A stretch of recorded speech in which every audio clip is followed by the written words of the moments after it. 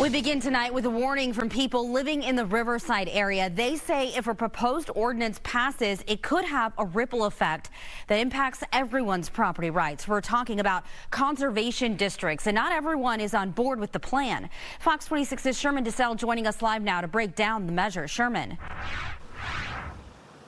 Yeah, good evening, Rashi. Let's talk about what a conservation district is designed to do. It's allowing residents to preserve the character of their homes, their streets, their buildings, and that's not necessarily a bad thing.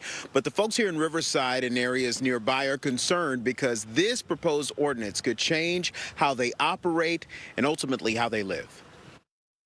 I am so sick of us being at the table because we on the menu. Concerned citizens in Riverside are getting informed on the proposed conservation ordinance. The city's latest effort is not only vague in language, but also imposes a $2,000 a day misdemeanor fine on any homeowner who doesn't comply. Anything, particularly this ordinance, that has the potential of impacting a homeowner's property rights, they should be paying attention to it.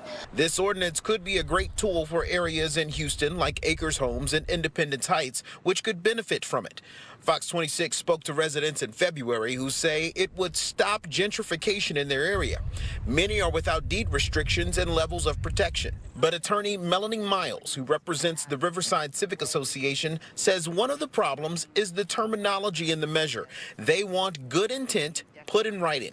The problem is that this ordinance doesn't do that in a manner that the communities have a say-so and a voice. There's also no application process and would apply to all properties in the designated area. Under the ordinance, only 51% of property owners would need to support any changes in the neighborhood. This is not a Third Ward Riverside issue exclusively, although it will impact us, very much so.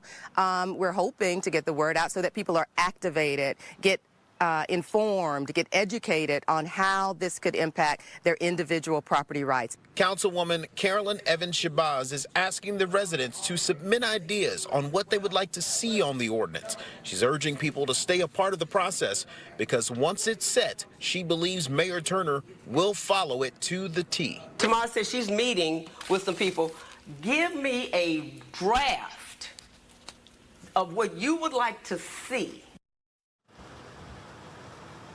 Now, the city council vote could be happening soon, but there's no concrete date. Now, mind you, this was drafted up in a matter of weeks. Some of these things take months, a couple of years even. So they have been urged, the residents here, to stay a part of this process and to contact their city councilman about it. You can see the plans on this conservation district on fox26houston.com. Reporting from Houston, Sherman Desselle, Fox 26 News.